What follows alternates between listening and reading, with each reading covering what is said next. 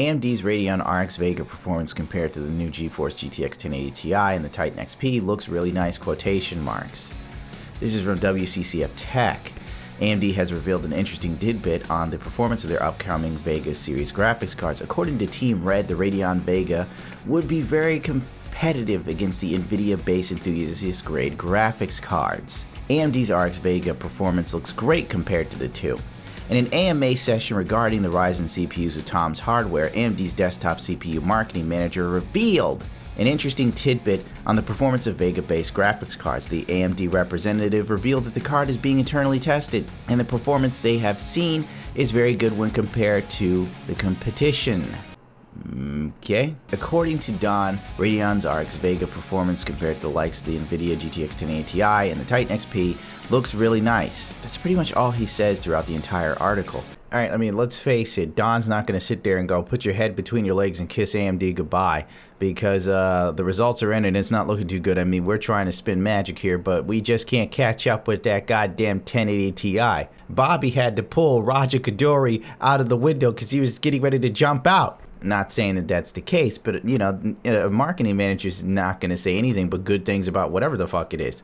I mean, shit, a marketing manager, when like the pet food in 2006 had like some poison in it and killed pets, the marketing manager for those were like, we did a lot of testing and it doesn't seem like it's our food killing hundreds of pets around the country, if not thousands. There are multiple variables. Fuck. Just saying. This sounds great, as Vega will be putting AMD back in the enthusiast market after a long wait since the R9 Fury. Fury launch was 2 years back, and many users have been waiting for a new high-end graphics card from AMD. Panda Nation asked, and I quote, "Why are FreeSync monitors so much cheaper than the G-Sync counterparts? I know you wouldn't be able to say much, but how does Vega compare to the NVIDIA GTX 1080 Ti? Big fan of AMD, thinking of doing a mini ITX Ryzen 5 build, keep up the great work." Don replies, well, FreeSync is cheaper because it's an open standard. In many cases, a panel manufacturer can make a FreeSync panel by changing their monitor's firmware and having it meet the spec. For G-Sync, on the other hand, NVIDIA charges a licensing fee. Because of the differentiation alone, I would think the inevitable future is FreeSync. Also, another big thing that this isn't what he said, but since the Xbox Scorpio is going to support FreeSync, that's going to put it in a console. And I'm pretty sure if Scorpio does it, PlayStation will do it. And when the consoles adopt it, it'll become a standard. And if anything, FreeSync will most likely eclipse, if not destroy, G-Sync. But I'm pretty sure NVIDIA will hold out for a while, they got the money. But long story short, FreeSync is going to become a pretty big standardized thing, trust me on that. There have been rumors saying that the RX Vega graphics card is just as fast as a 1080, but this bit confirms that it will be more than that.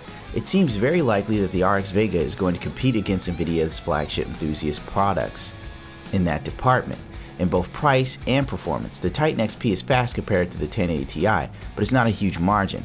In fact, custom models of the 1080 Ti do end up being on par or faster than the Titan XP. We all know this shit.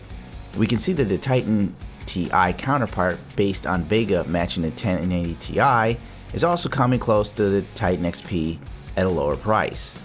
But this is according to what the marketing manager for Ryzen has said. Maybe they had some good demos, you walk by, oh, they look about the same, okay, looking good, and then that's that.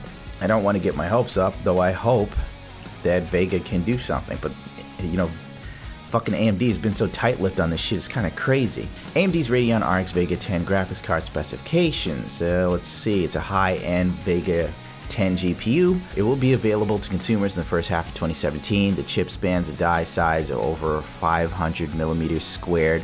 From early calculations, it features 2 stacks of HBM2, incorporating up to 8 gigabytes of HBM2 on the consumer variant. Don't be too disheartened by the 8 gigabytes. Onboard partners, from what I understand and have been reading thus far, will have the freedom to make Vega cards with GDDR5, or I don't think they can get GDDR5X, but maybe they can, I don't know. That's a possibility I was reading. And also, they can do HBM2 up to 16 gigabytes on the onboard partners. So they're not going to be limited. I think like the reference card will only do 4 gigabytes and 8 gigabytes, but onboard partners will jump up to 16. Maybe. Who knows? Maybe 12. Who fully knows?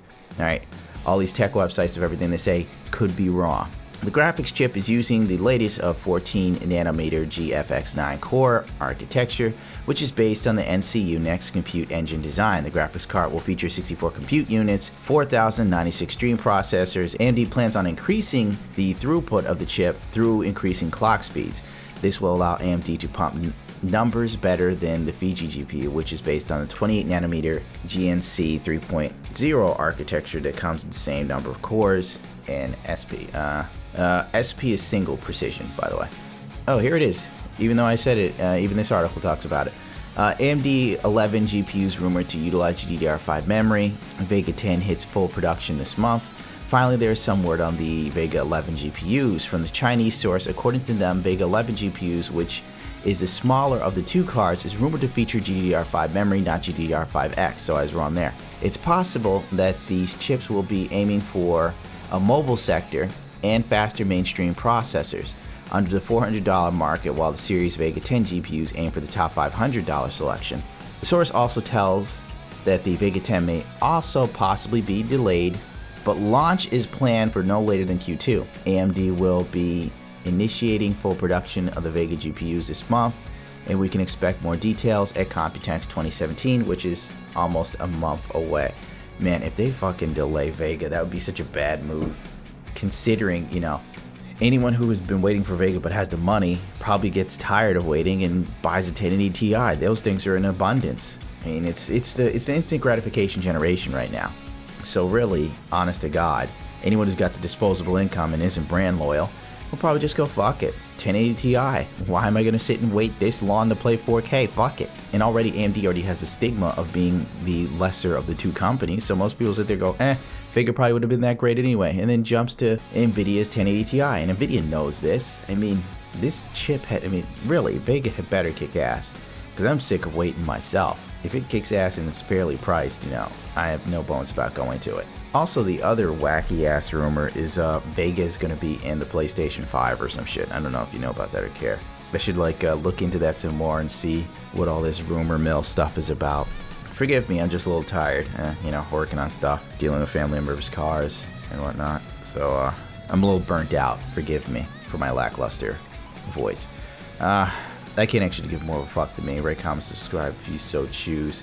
If not, that's totally fine by me. And adios, bichachos.